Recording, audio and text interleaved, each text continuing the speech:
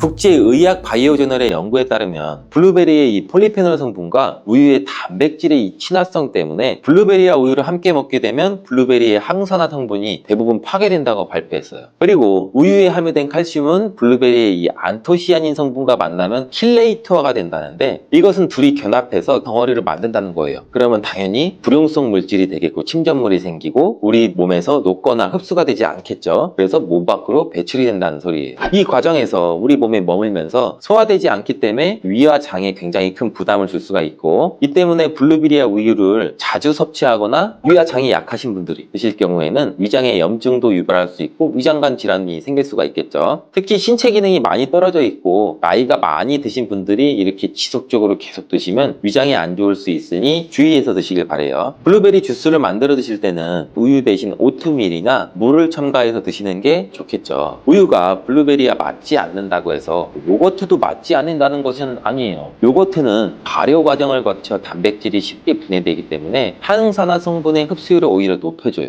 요거트에 냉동 블루베리를 얹어서 먹는 것은 좋은 블루베리를 먹는 방법이 되겠습니다. 블루베리를 드실 때 주의하셔야 할 분들도 있어요. 블루베리에는 살리실산이라는 성분이 있는데 이것 때문에 알레르기 반응을 일으키는 분들이 간혹 있거든요.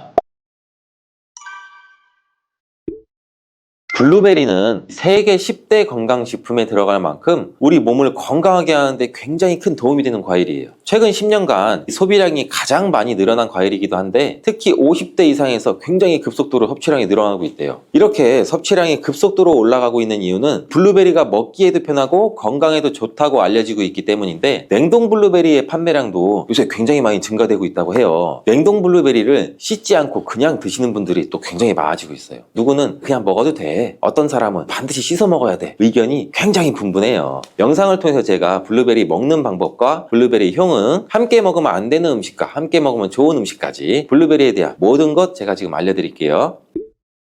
먼저 냉동 블루베리를 씻어야 되느냐 그냥 먹어도 되느냐, 제가 정리해 드릴게요. 결론부터 말하자면 씻어서 드시는 것이 안전하다입니다. 먼저 냉동 블루베리를 구입하셨다면 식품의 유형을 한번 확인하시기 바래요. 식품 유형에 과체 가공품이라고 적혀 있다면 씻어서 냉동한 블루베리이기 때문에 그냥 드셔도 되시긴 해요. 근데 식품 유형에 농산물이라고 표기가 되어 있다면 이것은 씻지 않고 냉동되어 유통된 블루베리이기 때문에 반드시 씻어서 드시는 게 좋아요. 근데 간혹 식품 유형이 표기가 되어 있지 않은 제품들도 있는데 이런 제품은 당연히 씻어 드시는 게 좋겠죠. 2022년 한국소비자연맹에서 현재 시중에 판매되고 있는 냉동과일, 블루베리, 망고, 딸기 등등 제품을 선정해서 안전성 평가를 했는데, 과체 가공품 같은 세척과일 제품에서 미생물, 잔류농약, 곰팡이, 독소 등의 검사에서 규격 기준에는 적합하긴 했지만 이 미생물과 잔류농약이 검출된 제품들도 있었어요. 이 자료를 바탕으로 한다면 이 냉동 블루베리 제품도 이미 씻어서 유통이 되고 있다고 할지라도 한 번 정도는 씻어 드시는 게 좋겠어요. 블루베리 씻는 방법은 흐르는 물에 약 30초 정도만 씻어주면 되는데, 깨끗이 빡빡 씻는다고 블루베리를 물에 오래 담가두거나 흐르는 물에서도 오래 씻으면 안 돼요. 블루베리에 함유된 안토시아닌 성분은 수용성이기 때문에 영양소가 다 빠져나가 버릴 수 있어요. 잔류 농약 또한 수용성이기 때문에 흐르는 물에 약 30초 정도만 씻어도 충분하니 걱정 말고 드셔도 괜찮습니다. 블루베리는 특별히 생과일보다 냉동 블루베리가 이 안토시아닌 함량이 높다고 해요. 이 시드니의 뉴사우스 웨일즈 대학의 연구진이 블루베리를 건조, 냉장, 냉동했을 때 핵심 영양소가 어떻게 변화되는지 실험을 했는데, 안토시아닌의 함량이 블루베리 1g당 생과일일 때는 7.2mg, 냉장 보관했다가 2주가 지났을 때는 5.7mg로 줄었고 건조했을 때는 4.3mg로 더욱 줄었대요. 근데 냉동 한 달 후에는 8.1mg으로 오히려 생과일 때보다 늘어났고, 냉동 3달이 지나자 7.9mg로 소폭 줄었지만 역시 생과일 때보다 많은 함량이 확인되었다고 해요. 실험 결과로만 보면 블루베리는 냉동으로 드시는 것이 가장 많은 영양분을 섭취할 수 있다는 말이 되겠네요. 추가로 눈 건강이나 심혈관 질환, 당뇨 등에 도움이 많이 되는 시중에 이 안토시아닌 함량이 개런티된 영양제도 많이 나와 있으니 꼭 블루베리나 빌베리와 같은 영양제를 드시려면 건강기능 식품으로 제조된 안토시아닌이 최소 최소 50mg 개런티 된 제품을 드시는 게 굉장히 좋겠죠. 그렇다면 다른 채소나 과일은 냉동했을 때 핵심 영양소의 함량이 어떻게 될까요? 이 영양소에 따라 보존력이 강한 것도 있고 약한 것도 있는데, 딸기의 한 종류인 이 라즈베리는 폴리페놀 성분이 핵심 영양소예요. 생과일일 때보다 냉동일 때가 킬로그램당 폴리페놀 함량이 약 100mg 정도 상승하는 것으로 나타났고, 당근의 경우에는 핵심 영양소가 이 베타카로틴이라는 거 많이들 알고 계시잖아요. 냉동 보관했을 때 3개월이 지나면 베타카로틴의 함량이 현저히 떨어져요. 이렇듯 냉동 채소, 냉동 과일은 핵심 영양 성분에 따라서 함량이 높아질 수도 있고 낮아질 수도 있어요.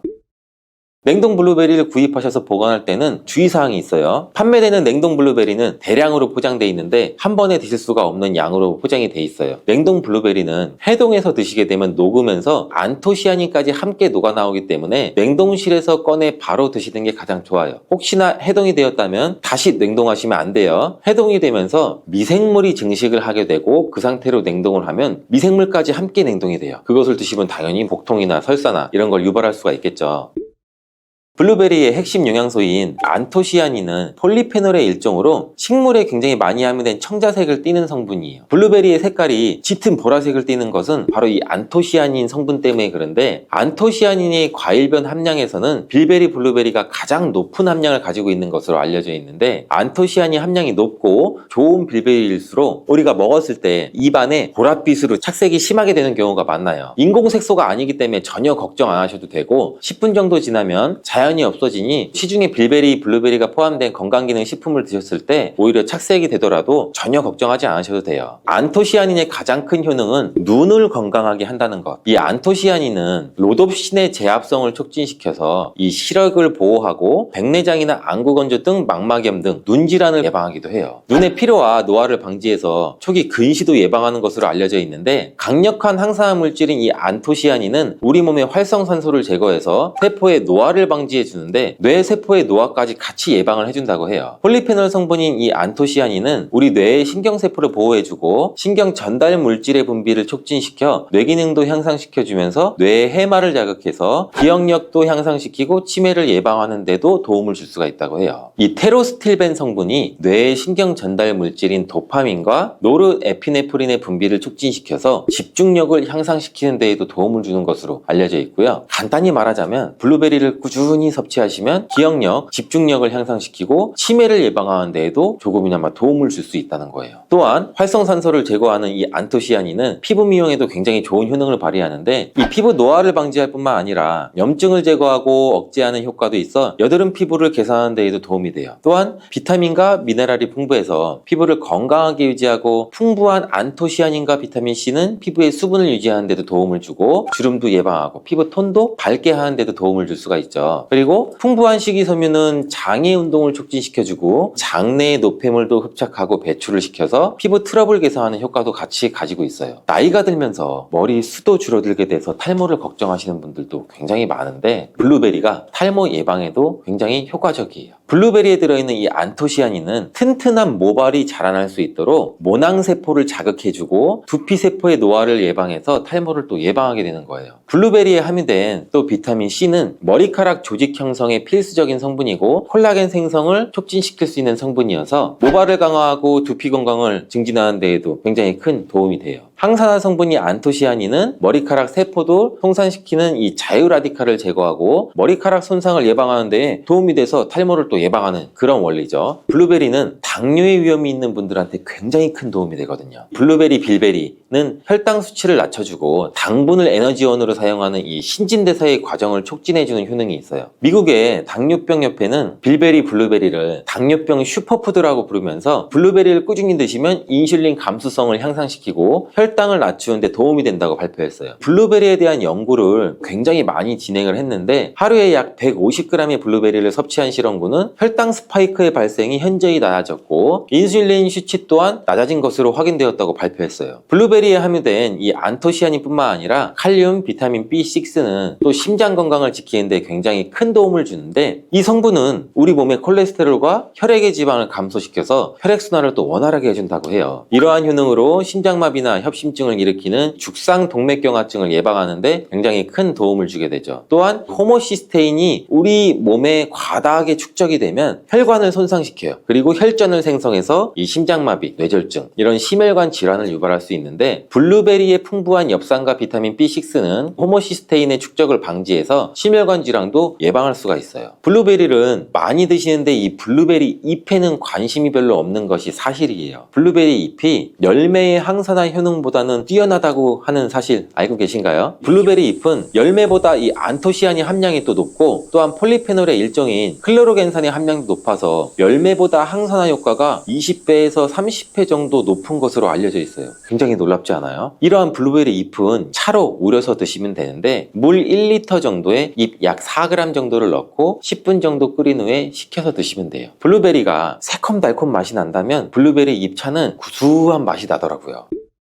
이렇게 좋은 블루베리도 함께 먹으면 안 되는 음식이 있는데 바로 우유예요. 깜짝 놀라지 않으셨나요? 보통 냉동 블루베리를 우유와 함께 믹서기에 갈아서 주스로도 쉐이크로도 많이 드시는데, 이렇게 되면 블루베리의 영양소가 파괴가 돼요. 국제의학 바이오저널의 연구에 따르면 블루베리의 이 폴리페놀 성분과 우유의 단백질의 이 친화성 때문에 블루베리와 우유를 함께 먹게 되면 블루베리의 항산화 성분이 대부분 파괴된다고 발표했어요. 그리고 우유에 함유된 칼슘은 블루베리의 이 안토시아닌 성분과 만나면 킬레이터가 된다는데, 이것은 둘이 결합해서 덩어리를 만든다는 거예요. 그러면 당연히 불용성 물질이 되겠고 침전물이 생기고 우리 몸에서 녹거나 흡수가 되지 않겠죠. 그래서 몸 밖으로 배출이 된다는 소리예요. 이 과정에서 우리 몸에 머물면서 소화되지 않기 때문에 위와 장에 굉장히 큰 부담을 줄 수가 있고, 이 때문에 블루베리와 우유를 자주 섭취하거나 위와 장이 약하신 분들이 드실 경우에는 위장에 염증도 유발할 수 있고 위장관 질환이 생길 수가 있겠죠. 특히 신체 기능이 많이 떨어져 있고 나이가 많이 드신 분들이 이렇게 지속적으로 계속 드시면 위장에 안 좋을 수 있으니 주의해서 드시길 바래요. 블루베리 주스를 만들어 드실 때는 우유 대신 오트밀이나 물을 첨가해서 드시는 게 좋겠죠. 우유가 블루베리와 맞지 않는다고 해서 요거트도 맞지 않는다는 것은 아니에요. 요거트는 발효 과정을 거쳐 단백질이 쉽게 분해되기 때문에 항산화 성분의 흡수율을 오히려 높여줘요. 요거트에 냉동 블루베리를 얹어서 먹는 것은 좋은 블루베리를 먹는 방법이 되겠습니다. 블루베리를 드실 때 주의하셔야 할 분들도 있어요. 블루베리에는 살리실산이라는 성분이 있는데 이것 때문에 알레르기 반응을 일으키는 분들이 간혹 있거든요. 블루베리를 드시면 입술이 붓거나 간지럽거나 복통과 설사의 증상이 나타난다면 즉시 블루베리 섭취를 중단하셔야 돼요. 그리고 블루베리에는 혈액을 묽게 만드는 비타민 K가 풍부하게 함유되어 있는데, 심장질환이나 뇌혈관 질환으로 이미 아스피린과 같은 혈전 용해제를 복용하시고 계신 분들이 블루베리를 과다하게 섭취하게 되면 문제가 발생할 수 있으니 적당히 드시길 바래요. 또한 사람에 따라서 블루베리가 일시적으로 혈당을 낮추는 효과도 가지고 있기 때문에 당뇨가 있는 분들이 블루베리를 과하게 섭취할 경우에는 저혈당 증세도 나타날 수 있어요. 어떤 음식이든 각자 우리 몸의 체질에 맞게 드시는 게 가장 좋겠죠. 이렇게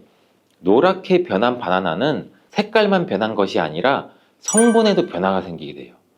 당뇨에 도움이 되는 저항성 전분은 점점 줄어들고 포도당과 과당 같은 당분은 점점 늘어나게 되는 거죠.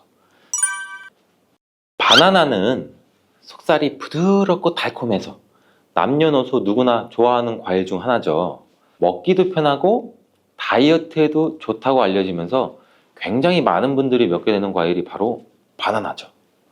이 바나나도 함께 먹으면 보약이 되는 궁합이 좋은 음식이 있고, 또 함께 먹으면 오히려 독이 되는 음식도 있답니다. 오늘 영상을 통해 이 바나나의 효능, 함께 먹으면 안 되는 음식, 함께 먹으면 보약이 되는 음식, 그리고 바나나의 보관 방법까지 바나나에 대한 모든 것을 알아가시기 바랍니다. 바나나가 어떤 상태일 때를 가장 좋아하시나요, 여러분들? 저는 이쁘게 노란색으로 숙성되었을 때 먹는 것을 굉장히 좋아하는데, 그 이유는 초록색일 때는 아직 단맛도 조금 덜하고 식감도 약간 서걱서걱하고 약간 맛이 없는 것 같고, 근데 또 갈색의 반점이 생기면 왠지 먹기에도 좀 찝찝하고 시간이 더 지나면 상한 것처럼 무르고 이런 생각도 들어서 먹기에 좀 꺼려지는데, 근데 초록색 바나나, 노란색 바나나, 갈색 바나나 각각의 영양소가 달라진다는 사실 알고 계시나요? 먼저 초록색 바나나는 덜 익은 바나나는 맞아요. 근데 그렇다고 못 먹는 바나나는 아니에요. 단맛이 약간 적은데 그 대신에 건강에 도움이 되는 성분도 들어있어요. 바로 당뇨 환자에게 도움이 됩니다. 초록색 바나나가 당뇨 환자에 도움이 된다고? 이 초록색 바나나는 소장에서 분해가 되지 않고 대장까지 내려가서 대장의 미생물에 의해 분해되는 이 저항성 전분이란 게 풍부해요. 이 저항성 전분은 이 아밀로스가 많은 탄수화물을 말하는데, 이 아밀로스가 포도당으로 분해가 잘 되지 않아서 이 포도당이 소장에서 흡수가 그럼 더 안 되겠죠. 그래서 그 결과 혈당이 급격히 오르는 것도 막아주는 역할을 해요. 이렇게 분해가 잘 되지 않고 남아있는 식이섬유가 많은 저항성 전분이 많은 음식들은 결국에는 우리 장에 유산균의 먹이가 되죠. 그래서 우리 장의 장내 세균총을 건강하게 만들 수가 있고, 이로 인해서 또 인슐린 감수성도 풍부하게 해주고 면역력에도 긍정적인 효과를 나타낼 수가 있어요. 이 당뇨 환자분들이 바나나가 단맛이 좋은 열대과일이라서 못 드시는 것으로 생각하시는데, 앞서 말씀드린 이유로 이 초록 바나나를 드시면 굉장히 도움이 됩니다. 그리고 이 초록 바나나는 소화되는 시간이 노란 바나나에 비해서 길기 때문에 이 포만감도 오래 유지시켜줘서 다이어트하는 식단에도 도움을 줄 수가 있어요. 이 저항성 전분은 이런 효능들로 인해서 비만 당뇨를 예방할 뿐 아니라 대장암도 예방하는 것으로 알려져 있어요. 단 한 가지 주의할 점은, 이 과민성 대장 증후군이 있으신 분들이 초록색 바나나를 드시면 오히려 증상이 더 악화될 수 있으니 이 점은 주의해 주시길 바래요. 자, 두 번째로 노란 바나나인데, 이 초록 바나나가 노란색으로 변할 수 있는 이유는 바로 그 에틸렌가스 때문이에요. 나무에서 똑 떨어진 바나나는 이 꼭지에서 에틸렌가스라는 물질이 분비가 되는데, 이때 이 초록색을 띠게 만드는 이 클로로필이라는 색소가 에틸렌가스에 의해서 분해가 돼서 점점 노란색으로 변해가는 거예요. 이렇게 노랗게 변한 바나나는 색깔만 변한 것이 아니라 성분에도 변화가 생기게 돼요. 당뇨에 도움이 되는 저항성 전분은 점점 줄어들고 포도당과 과당 같은 당분은 점점 늘어나게 되는 거죠. 그렇기 때문에 초록색 바나나보다 노란색 바나나가 훨씬 더 단맛이 좋아지게 되는 이유죠. 식감도 더 부드러워지게 되고 향도, 단향도 더욱 강해지고 소화도 초록색 바나나보다 더 잘 되게 돼요. 또 항산화 성분인 비타민 C와 비타민 E 그리고 식이섬유의 양도 풍부해져요. 노란색 바나나에서 시간이 지나면 갈색의 반점이 또 점점 생기기 시작하는데, 이 반점을 슈가 스팟이라고 해요. 이름처럼 바나나의 당분 함량이 점점 높아지면서 당분이 농축돼서 만들어지는 건데, 바나나가 상한 게 아닌가, 이 갈색 반점을 보면 간혹 오해하시는 분들도 있는데, 색깔이 변했을 뿐이지 상한 것은 아니에요. 그런데 이 슈가 스팟이 점점 많아질수록 바나나의 당분 함량이 높아지는 것 때문에 당뇨가 있으신 분들은 섭취하실 때 주의해 주시는 게 좋겠고, 최근에 바나나에 대한 연구가 굉장히 많이 또 진행되고 있는데, 이 슈가 스팟이 생겼을 때 바나나의 성분에 대한 실험도 진행됐어요. 일본 데이쿄 대학 연구에 따르면 이 갈색 반점이 생긴 바나나의 면역 효과는 노란색의 바나나보다 최대 8배 높았으며, 종양을 괴사시키는 물질로 알려진 우리 NK 면역세포를 또 활성화도 시켜준다고 해요. 이 NK 면역세포는 바이러스에 감염된 세포나 암세포를 직접 파괴하는 역할도 하고, 이 TNF라는 종양 괴사 인자를 분비해서 비정상세포의 증식도 억제하고 암세포의 자살도 유도한다고 해요. 이게 무슨 말이냐면, 쉽게 설명드려서 갈색 반점이 생긴 바나나는 면역력도 강하게 만들어주고 암 예방과 치료에도 도움을 줄 수 있다는 결과라고 보이죠. 이 바나나에 함유되어 있는 성분을 살펴보면 흔히 알고 있는 칼슘, 마그네슘, 다양한 미네랄도 풍부하게 함유되어 있잖아요. 또한 우리 몸에 에너지를 공급해주는 탄수화물도 풍부하게 함유하고 있어요. 운동 경기를 우리가 TV로 보다 보면 선수들이 중간에 바나나를 먹는 장면을 볼 수 있는데, 운동 중에 바나나를 먹으면 이 풍부한 탄수화물로 인해 에너지를 빠르게 공급해줘서 이 폭발적인 힘을 내는데도 도움을 줄 수 있다고 해요. 나이가 들면서 점점 몸 안의 호르몬이나 에너지 균형도 깨지고 건강도 점점 안 좋아지게 되는데, 특히 혈관 건강에 문제가 생기는 경우가 굉장히 많이 있어요. 이 혈관 건강에 문제가 생기면서 나타나는 대표적인 증상이 고혈압이 되겠죠. 이 때문에 나이가 들면서 혈압도 관리하는 게 굉장히 중요한데, 바나나에 풍부하게 함유된 칼륨은 세포의 삼투압과 수분의 평형을 유지 기능을 수행해서 몸 안에 나트륨을 배출하는 데 굉장히 많은 도움을 줘서 혈압을 조절하는 데도 도움을 준다고도 알려져 있죠.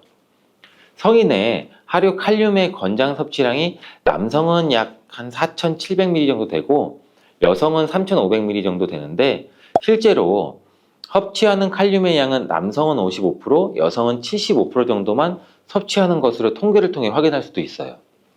칼륨이 체내에서 부족하게 되면 혈압도 오르고 우리 심장에 무리도 줄 수 있으면서 이 근육의 경련도 일어나게 돼요.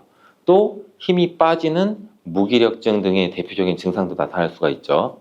또 바나나 한 개에는 하루 권장 섭취량의 약 15%의 칼륨이 함유되어 있어 우리가 부족한 칼륨을 보충하는데 탁월한 도움도 줄 수 있죠.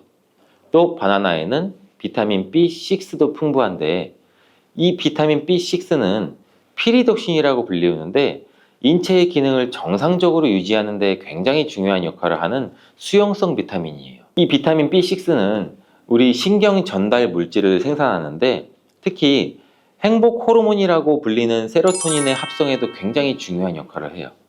이 세로토닌은 행복감과 안정감을 느끼게 해주고 우리 몸의 스트레스도 완화시켜주고 또 식욕을 조절해서 체중 감량에도 도움을 주고 수면의 질도 향상시켜 피로회복에도 도움을 주는 성분이에요. 이러한 효능으로 우울증, 불안장애, 불면증, 이렇게 정신질환도 같이 예방되고 치료하는 데에도 활용되는 성분이 세로토닌이에요. 쉽게 말해서 바나나를 섭취하면 행복감을 높일 수 있는데 도움을 줄 수 있다는 거죠. 또 비타민 B6는 우리 몸의 호모시스테인 농도도 조절해줘서 이 심혈관 질환이나 뇌혈관 질환도 예방하고 단백질을 분해해서 몸에 에너지를 공급하는 데도 도움을 줘서 우리 바나나를 먹으면 힘이 나는 거예요. 이렇게 좋은 효능이 있는 바나나도 함께 먹이면 오히려 독이 되는 식품이 있는데, 그 첫 번째가 바로 우유예요. 우유? 바나나 우유? 이 그렇게 유명한 바나나 우유도 있는데 무슨 말을 하는 건지 이렇게 생각하시는 분들도 있죠. 맞아요. 우유에 풍부한 칼슘은 흡수가 잘 안 돼서 다른 미네랄 성분이 필요한데, 대표적으로 비타민 D와 마그네슘이 칼슘의 흡수를 도와주죠. 바나나의 칼륨과 함께 우리 몸속에 나트륨을 배출해주는 효능도 극대화시켜주기도 하는데, 이 우유에 풍부한 트립토판도 세로토닌의 분비도 도와줘서 바나나와 함께 행복도를 높이는데 탁월한 효능을 발휘하기도 해요. 하지만 이러한 효능도 소화를 잘 시켰을 때 이야기예요. 이 소화력이 좋은 분들한테는 이런 효능을 누릴 수 있지만, 나이가 들면 들수록 소화가 잘 안 되시는 분들이 바나나와 우유를 함께 드시게 되면 이 불용성인 바나나가 위 속에 오래 남아있게 되고, 바나나의 유기산과 당분이 우유의 풍부한 단백질 칼슘과 결합해서 소화가 더 어려워지게 된다고 해요. 바나나가 우유의 결합물이 위와 장에서 과발효가 일어나고 소화기관에 무리가 주게 된다는 얘기죠. 이렇게 되면 위염이나 식도염 등 다양한 질환이 나타날 수 있고, 계속되면 만성질환이 나타날 수도 있고, 위 건강이 안 좋으신 분들이나 위가 약하신 분들, 소화가 잘 안 되시는 분들은 주의해서 드시라고 말씀을 드리는 거예요. 그렇다면 장 건강에 도움을 주는 바나나와 함께 먹으면 좋은 음식은 없을까요? 있습니다. 바로 오트밀이에요. 바나나에 함유한 섬유질은 대부분 불용성이기 때문에 이 장내의 이물질을 흡착해서 변의 부피를 크게 하는 데는 도움을 줄 수 있어요. 이 때문에 바나나를 지속적으로 먹으면 좀 과하게 먹으면 변비에 걸리기도 하죠. 이를 방지하려면 수용성 섬유질이 필요한데, 오트밀에는 이 수용성 섬유질이 50% 이상이나 함유되어 있어서 바나나와 오트밀을 함께 섭취하게 되면 섬유질의 균형이 잘 맞아서 변을 무르게 해서 배변도 원활하게 해주고 장 건강에도 도움을 줄 수 있답니다. 또한 이 콜레스테롤의 배출도 도와줘서 혈관 내에 나쁜 콜레스테롤의 수치도 낮추는 데에도 도움을 줄 수가 있고요. 바나나와 함께 독이 되는 음식 두 번째는 바로 고구마예요. 고구마는 바나나와 함께 다이어트에 도움이 되는 음식으로 함께 섭취하는 경우가 종종 있는데, 이 고구마와 바나나는 복합 탄수화물이 풍부해서 포만감을 길게 유지해줘서 다이어트에 물론 도움이 될 수 있어요. 하지만 한 가지 문제가 있는데, 바나나와 고구마 둘 다 칼륨 함량이 높다는 거예요. 칼륨은 과다하게 섭취하게 되면 우리 몸에 고칼륨 혈증을 일으킬 수도 있고, 이로 인해서 무력감이나 피로감, 메스꺼움, 구토, 호흡곤란 이런 증상도 올 수가 있으며, 심한 경우 저혈압이나 부정맥, 근육마비나 심장마비 이런 심각한 부작용도 나타날 수가 있는데, 소량 섭취하면 큰 문제가 되지 않지만 과량 섭취 시 신장이 약하신 분들, 또 몸에서 칼륨 배출이 원활하지 않기 때문에 고구마와 바나나를 지속적으로 과다하게 함께 드시게 되면 신장도 망가뜨릴 수가 있어서 이런 점을 주의하면 좋다고 말씀드리는 거예요. 바나나와 함께 먹으면 보약이 되는 음식은 오트밀에 이어서 파인애플이 있어요.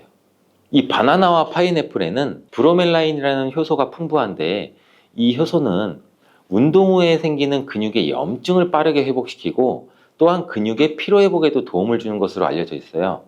또한 바나나와 파인애플을 함께 드시게 되면 단백질 분해를 극대화해서 소화도 돕고 소화기 질환에도 예방하는 효과를 가져요. 바나나와 함께 먹으면 보약이 되는 음식 이 세 번째는 바로 카카오예요. 바나나는 이 도파민이라는 신경을 자극하는 물질이 많이 함유가 되어 있는데, 카카오에는 이 도파민 생성의 원료가 되는 아미노산이 풍부해서 카카오와 바나나를 함께 드시면 이 행복도를 높이는 효능이 극대화가 될 수가 있어요. 카카오에는 폴리페놀과 이 플라보노이드 등의 항산화 물질이 풍부해서 우리 몸의 활성산소도 제거해주고 세포의 노화도 방지해줘요. 바나나에도 항산화 물질인 베타카로틴과 비타민 C가 풍부해서 카카오와 바나나를 함께 드시면 항산화 효과도 같이 높일 수가 있는 거죠. 바나나와 함께 먹으면 보약이 되는 음식 이 네 번째는 바로 견과류예요. 바나나와 견과류를 함께 드시면 이 세로토닌의 분비가 촉진이 돼서 마음을 차분하게 하고 숙면을 취하는 데도 도움이 돼요.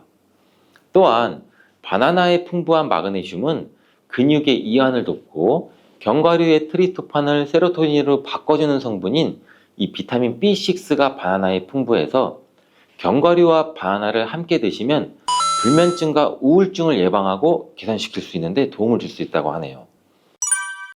자, 이제 그럼 바나나의 보관법을 한번 알아볼 텐데, 바나나를 보관하실 때는 바나나의 꼭지 부분을 랩이나 호일로 감싸주신 상태에서 바나나 거리 같은데 걸어두시는 게 좋아요. 그렇게 하면 바나나 꼭지에서 나오는 에틸렌 가스를 어느 정도 차단해줘서 숙성되는 것을 방지해서 조금 더 오래 보관할 수 있고, 그리고 열대 과일인 바나나는 냉장고에 보관하게 되면 냉해를 입어 바나나 색이 굉장히 빠르게 검은색으로 변하게 돼요. 바나나를 오래 보관하시려면 껍질을 벗긴 상태에서 먹기 좋은 크기로 잘라서 냉동 보관하셨다가 드시는 것도 추천을 드리겠습니다. 사과의 유기산과 우유의 카제인이라는 성분이 만나게 되면 엉기는 현상이 일어나서 이게 덩어리가 져요. 덩어리가 져서 윗속에 들어가면 위산하고도 만나서 더 큰 덩어리가 형성되고, 더 큰 덩어리가 형성되니까 소화가 늦어지겠죠. 소화도 힘들어져요. 이렇게 평소 소화가 잘 되고 건강한 사람이랑은 별로 상관이 없는데, 그렇지 않은 분들한테는 소화불량과 대장염도 일으킬 가능성도 있고, 이게 지속적으로 반복이 되면 대장암이 생길 수도 있죠. 사과와 함께 드시면 보약이 되는 음식도 있는데요. 바로 매일 사과 한 개를 먹으면 병원에 가지 않아도 된다는 말은 많이들 들어보셨죠? 사과는 그만큼 우리 몸을 건강하게 하는 많은 영양소가 들어 있습니다. 사과는 꼭 아침에 먹어야 돼, 아침에 먹어야 된다고 하는 사람들도 많은데, 그 말이 정말 사실일까요? 정답은 그렇지 않다입니다. 그 이유를 보면 사과에는 신맛, 상큼한 맛이 나죠. 바로 사과 안에는 유기산이 풍부하기 때문인데, 그래서 유기산 때문에 신맛이 나는 것이에요. 이 유기산은 우리 몸에 이로운 정도 있지만 평소에 속쓰림이 자주 있거나 위염, 식도염이 있는 분들이 아침에 공복에 사과를 먹게 되면 우리 몸의 위 점막에 심한 자극을 줄 수 있어요. 빈속에 안 그래도 속이 쓰리신 분도 많은데, 음식물이 있을 때 위 안에서 위산이 분비되고 위액이 분비돼야 중화가 되면서 우리 위도 코팅이 되고 건강한데, 음식이 없을 때 위산이 분비되면 오히려 위벽을 깎아먹게 되는 효과를 나타내거든요. 그래서 평소에 위가 약하거나 위염이 있으신 분들, 역류성 식도염이 있으신 분들, 이러신 분들 같은 경우에는 공복에 사과를 드시는 게 오히려 독이 될 수가 있습니다. 또한 마늘과 파 같은 음식은 열을 내는 음식이라고 하면, 우리 사과는 우리 몸을 차갑게 하는 과일이라서 몸이 찬 분들은 사과를 드실 때 또 주의를 하셔야 돼요. 위염 같은 증상이 있는 분들은 공복에 사과를 드시면 사과가 소화도 되지 않고 설사를 하게 될 가능성도 높고, 평소에 아랫배가 차거나 손발이 차서 수족냉증에 걸리신 분들도 많으시고 혈액순환도 안 되고, 또 생리기간 중에 있으신 여성분들도 사과를 드실 때는 주의하셔야 됩니다. 이런 분들이 사과를 드실 때는 아침에 공복보다는 아침 식사 후에 드시는 게 좋고, 사과를 보관할 때도 보통 냉장고에 보관했다가 차게 해서 꺼내 드시잖아요. 냉장고에서 꺼낸 사과를 바로 드시면 시원하고 아삭해서 맛있죠. 근데 미리 꺼내놓고 사과의 온도를 실온으로 맞춰서 드시는 것이 우리 위장 내부에도 좋습니다. 또한 사과를 팬에 구워 드셔도 되고 익혀 드셔도 됩니다. 그렇다면 왜 아침에 먹는 사과가 보약이라는 말이 굉장히 우리가 많이 알고 있을까요? 건강하신 분들은 사과를 아침 공복에 드시면 더욱 좋은데, 그 이유는 사과에는 펙틴이라는 식이섬유가 풍부해 우리 장 운동을 활발하게 하고 장내 노폐물을 배출하는 데 도움을 줘 하루를 건강하게 시작할 수 있기 때문입니다. 한 가지 꼭 기억하셔야 할 점은 사과를 껍질째 드셔야 한다는 것입니다. 실제 연구에서는 사과의 껍질에는 안토시아닌이나 퀘르세틴, 에피카테킨 같은 이러한 식물성 폴리페놀 성분이 사과의 그 과육보다 사과 껍질에 훨씬 더 많이 함유되어 있는 것이 밝혀졌고, 또 이러한 껍질을 버리고 깎고 먹게 되면 사과의 좋은 영양소는 극히 일부만 드시게 되는 것이죠. 사과에는 펙틴 말고도 정말 다양한 영양소가 있는데, 사과에는 어떤 효능이나 영양소가 있는지 한번 알아보겠습니다. 사과는 먼저 장을 건강하게 해줘요. 요즘 프로바이오틱스, 프리바이오틱스 굉장히 많죠, 유산균. 이렇게 사과가 천연 프리바이오틱스로서 장내에 우리 몸, 장 안에 좋은 균을 많이 생기도록 해주는 작용을 해줍니다. 이렇게 장내에 좋은 균이 많이 생기게 되면 장의 환경이 좋아지는 건데, 그렇게 되면 단맛, 자극적인 맛이 강한 가공식품에 대한 식욕도 줄어들고 건강한 식품을 먹고 싶은 욕구도 늘어나게 돼요. 또 장이 건강해지면 우리 면역력이 또 좋아지고, 이렇게 다 선순환으로 이어져 가는 건데, 장에는 물론 좋은 세균, 나쁜 세균들이 굉장히 많이 존재가 해요. 근데 좋은 세균만 많아도 안 되고 나쁜 세균만 많아도 안 돼요. 좋은 세균, 나쁜 세균이 어느 정도 밸런스를 이루어져서 우리 몸의 면역력을 형성하게 되는데, 그때도 굉장히 중요한 게 프로바이오틱스, 프리바이오틱스, 우리가 흔히 많이 먹는 유산균입니다. 사과에도 아까 말씀드린 프리바이오틱스가 들어있고, 또 사과를 드시면 자연스럽게 체중도 줄어들고 다이어트하는 효과까지 누릴 수 있게 돼요. 이렇게 사과를 먹게 되면 장내에서 소화가 되면서 뷰티르산 같은 단쇄지방산이 만들어지게 되는데, 이 지방산이 우리 몸에 손상된 장벽을 회복시켜주는 역할을 해줘서 우리 장이 건강해지는 거예요. 장벽을 회복시키는 것이 중요한 이유가, 우리 장벽이 손상되면 손상된 곳에 독소들이 하나하나씩 침투가 되게 되고, 증상이 심해지면 장누수증후군이라는 질병도 발병이 되고, 이런 증상이 나타나면 독소들이 혈액을 타고 돌아다니게 되고 악순환이 반복이 되는 거죠. 그래서 장이 안 좋아지면 피부에 염증도 일으킬 수가 있고, 아토피와 같은 면역력이 이제 과잉되거나 면역력의 불균형 증상을 일으킬 수 있게 되는 거죠. 이렇게 사과를 드시면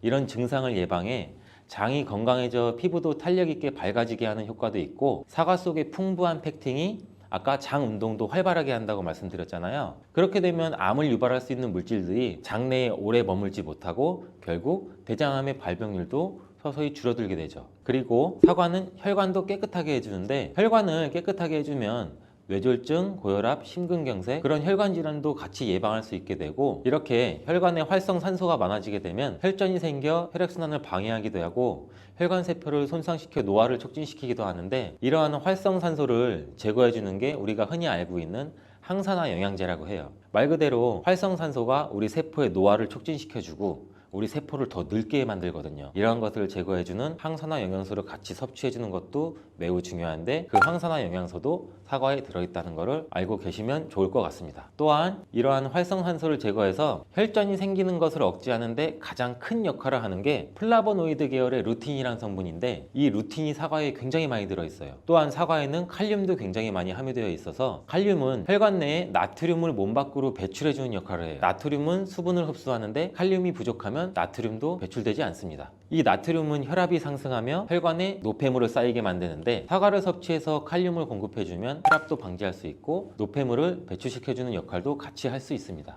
또한 이러한 칼륨은 혈관을 확장시키는 작용을 해서 혈액순환도 원활하게 하고 심장 박동도 안정시키고 심장의 기능도 강화하는 데 도움을 줄 수 있는 성분이에요. 근데 여기서 한 가지 주의할 점을 알려드릴게요. 활성산소가 혈관을 손상시킨다고 했잖아요. 근데 사과를 잘못 드시면 오히려 활성산소가 굉장히 많이 생기게 돼요. 바로 갈변된 사과를 드시는 것입니다. 사과를 먹고 남게 되면 밀폐 용기에 담아 보관했다가 나중에 드시는 경우 굉장히 많잖아요. 그때 우리가 단면이 사과가 갈색으로 변하게 되는데, 이는 공기 중에 산소와 만나서 산패돼서 갈색으로 변한 것이거든요. 이렇게 산패된 사과를 드시면 활성산소를 제거하는 것이 아니라 오히려 활성산소를 증가시켜 혈관 건강에 악영향을 줄 수 있으니까, 갈변된 사과는 그 부분은 바로 잘라내고 드시는 것을 추천드립니다. 또한 사과의 이로운 점 중 다른 하나는, 사과는 혈당을 조절해서 당뇨를 예방하고 그 당뇨를 회복하는 데에도 도움을 줄 수가 있어요. 당뇨가 있으신 분들은 과당이 혈당을 올려 안 좋다고 알고 계시잖아요. 굉장히 많은 분들이. 근데 사과는 오히려 혈당을 조절해 주기 때문에 당뇨가 있으신 분들은 사과를 드셔야 됩니다. 식사하기 30분 전에 사과를 드신 후에 식사를 하시면 혈당이 급격하게 오르는 혈당 스파이크 현상도 막을 수가 있어요. 사과에 단맛 때문에 당뇨가 있는 분들이 사과를 드시는 것을 꺼려 하시는데, 사과에는 단맛도 있지만 혈당은 올리는 GI 지수가 36으로 혈당 지수가 낮은 과일이에요. 근데 혈당 지수가 높은 과일이 뭔지 아세요? 수박이에요. 수박은 다른 거에 비해서 혈당 지수가 높기 때문에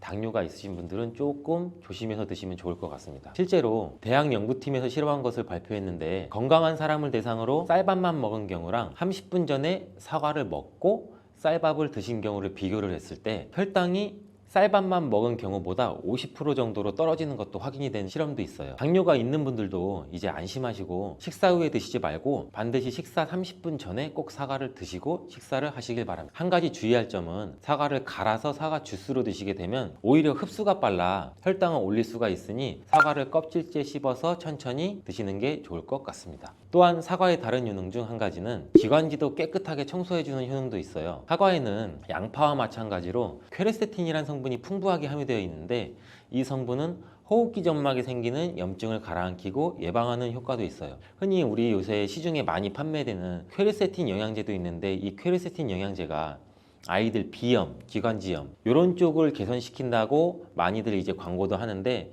이처럼 퀘르세틴이 우리 몸에 있는 염증도 굉장히 많이 잡아주거든요. 이런 물질들이 사과 속에도 같이 함유되어 있다는 것을 기억하시기 바라겠습니다. 그리고 폐기관지에 모세혈관도 튼튼하게 만드는 걸 도와주고, 천식이 있거나 기관지가 약한 분들이 미세먼지 때문에 기침이 많이 나고 목에 가래가 많이 낄 수가 있는데, 이런 분들도 사과를 꾸준히 드시면 호흡기가 부드러워져 불편함도 많이 해소할 수 있게 됩니다. 한 연구에서는 매주 4개에서 5개의 사과를 먹는 가정의 자녀가 매주 1개 이하의 사과를 먹는 가정의 자녀보다 천식에 걸릴 확률이 50% 정도나 낮았다고 발표한 적도 있고, 사과가 그만큼 천식과 호흡기 건강에 좋다는 것이 증명된 거죠. 이렇게 좋은 사과도 함께 먹으면 절대 안 되는 음식이 있는데, 바로 궁합이 안 맞는 거예요.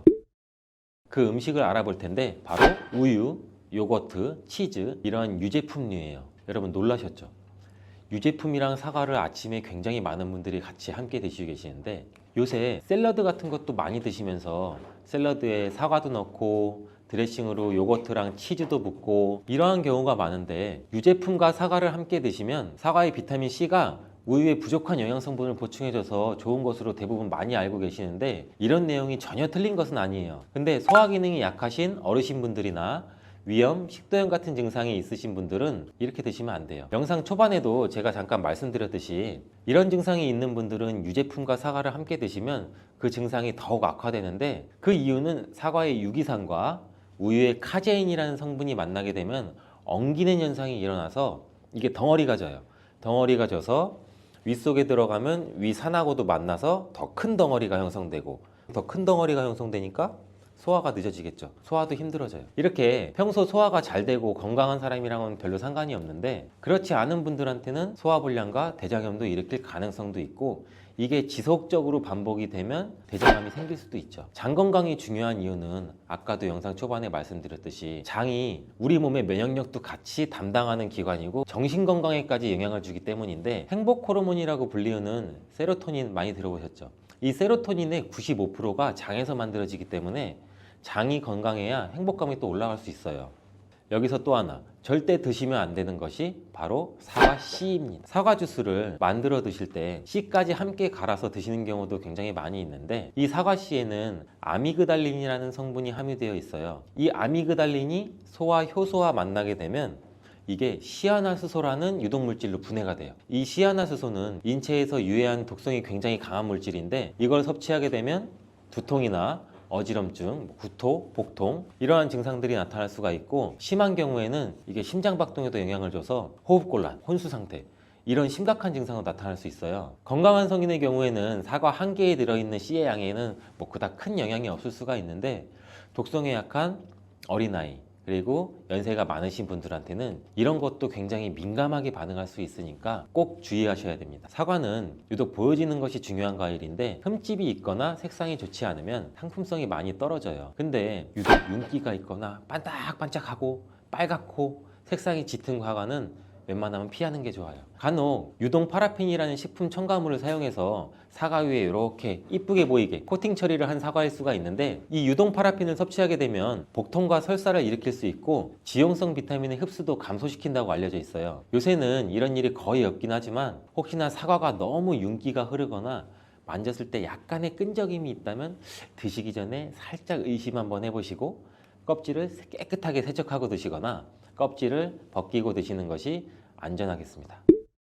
사과와 함께 드시면 보약이 되는 음식도 있는데요, 바로 비트와 당근입니다. 굉장히 유명한 주스 아시죠?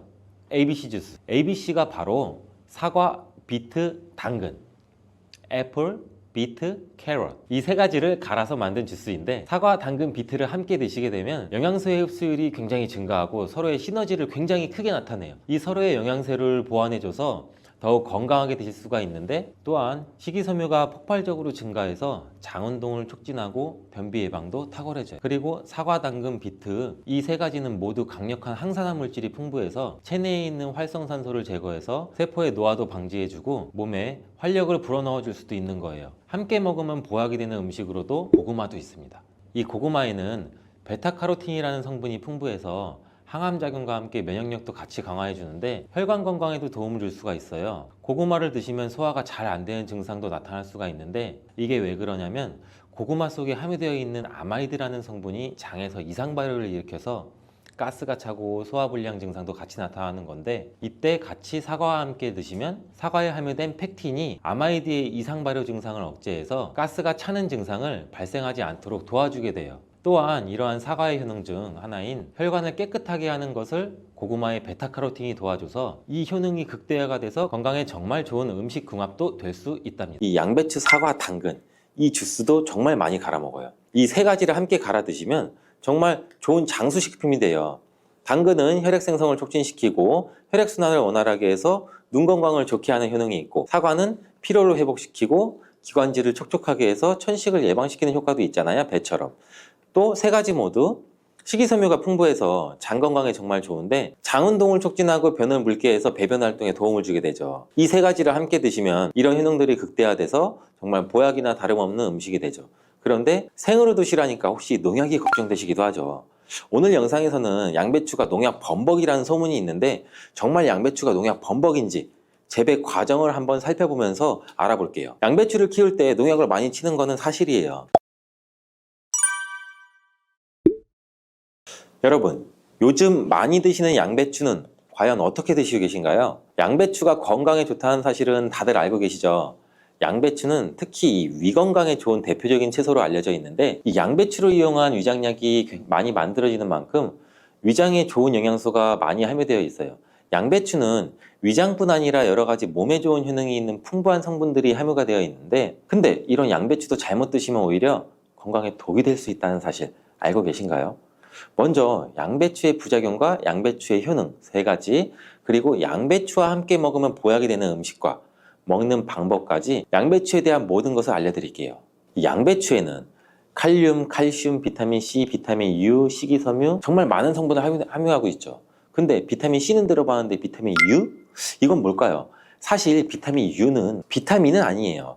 비타민 U는 그 S메틸메티오닌이라는 성분인데 궤양 치료에 효과가 좋다는 것이 알려지면서 비타민 U로 불러요. U는 그 궤양에 얼서 그 영어의 첫 글자 U를 가져와서 비타민 U라고 하는 것인데, 성분만 봐도 알 수 있듯이 양배추의 첫 번째 효능이 위장을 튼튼하게 한다는 거예요. 바로 위식도의 염증을 가라앉히는 데 효능이 있고, 위에 염증이 있어 빨갛게 헐어있는 분들이 있는데, 이런 분들은 공복에 명치 끝, 배 윗부분, 명치 있는 부분이 쓰리고 아픈 통증이 발생될 수 있죠. 이런 통증 원인이 염증 때문인데, 이 염증을 비타민 U, S메틸메티오닌이 완화시키는 데 도움을 주고, 비타민 U는 위점막에서 분비하는 호르몬인 이 프로스타글란딘의 생성을 촉진해서 위산으로부터 위벽을 보호해요. 또 위염과 위궤양도 억제해주는 작용을 같이 가지고 있고, 위암이 발생되는 것까지 예방하는 효능이 있죠. 또 비타민 U는 간의 해독작용에 중요한 역할을 하는 글루타치온의 생성을 촉진해서 활성산소를 제거해서 간세포의 손상도 예방할 수 있어요.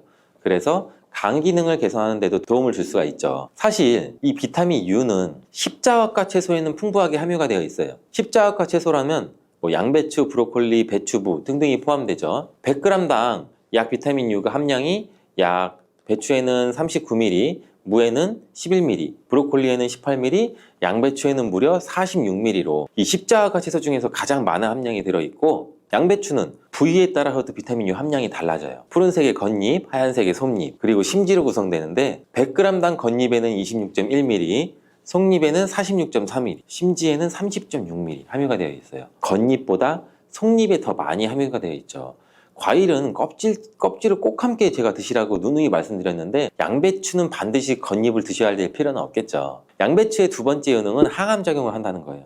그리고 양배추에는 항암작용이 뛰어난 글루코시놀레이트라는 성분이 풍부한데, 이 성분은 그 미로시나아제라는 효소에 의해서 설포라판과 인돌3카비놀이라는 성분으로 전환이 돼요. 이 인돌3카비놀은 호르몬의 균형을 조절해주는 효능이 있는데, 특히 에스트로겐 대사에 영향을 미쳐서 호르몬 균형을 조절하는 데 중요한 역할을 해요. 그래서 여성 호르몬 관련 건강 문제에 도움을 줄 수가 있죠. 또한 유방암이나 자궁경부암 발생을 억제하는 기능도 하고, 미국 미시건 주립 연구팀에서 발표를 한 적이 있어요. 실제로 양배추를 일주일에 3회 이상 섭취한 여성들이 일주일에 1회만 섭취한 여성에 비해서 유방암 발생률이 약 72%나 낮은 것으로 보고했고, 또한 글루코시놀레이트는 백혈구와 면역단백질인 사이코카인 조율 능력이 굉장히 뛰어나서 방광암이나 유방암, 간암 등의 강력한 항암 효과를 보이는 것으로 알려져 있어요. 양배추의 세 번째 효능은 정말 중요한 효능인데, 바로 몸에 진액을 보충해주는 효능이에요. 몸에 진액이 부족하면 아무리 좋은 약을 드셔도 효과를 못 봐요. 온몸 구석구석 질병에 걸릴 가능성이 높아져요.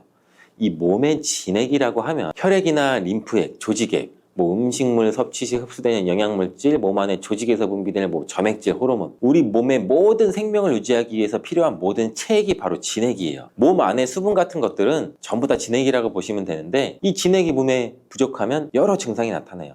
손발도 차고, 저린 경우에 혈액순환이 잘 되지 않아 그런 증상이 나타나게 되고, 혈액순환이 문제가 바로 그 혈액순환에 진액이 부족해서 그런 증상이 나타나는 경우도 굉장히 많고, 또 이 수분이 충분해야 손발 끝까지 혈액순환이 원활하게 될 수가 있는 건데, 기관지에 진액이 부족하게 되면 또 당연히 기관지도 건조해지고, 그렇게 되면 외부에서 먼지 같은 이물질이 들어오면 기관지는 다이렉트로 자극을 강하게 느껴 기침이 나고 칼칼하고 목소리도 잘 나지 않은 현상도 나오고, 위에 진액이 부족하면 위장의 조직들이 수축되는 현상으로 또 위축적 위형도 나타날 수가 있고, 심장의 진액이 부족하면 심장에 열이 오르고 심장박동도 빨라질 수 있고, 나이가 들면 또 관절이 점점 뻣뻣해지고 입도 바짝바짝 마르는 증상도 많이 나타나고 있고, 그리고 또 목, 어깨 등의 근육이 뭉쳐 통증이 나타나는 이유도 몸 안에 진액, 수분이 부족하기 때문이고, 굉장히 다양해요. 진액이 부족해서 나타나는 현상들은. 근데 수분이 부족하면 우리는 물을 마시면 해결되지 않을까? 물론 물을 마시면 몸에 대부분 수분이 보충되긴 하지만 대부분 소변이 빠져나가게 되죠. 소변으로. 마신 물이 몸속 구석구석 스며들게 돼서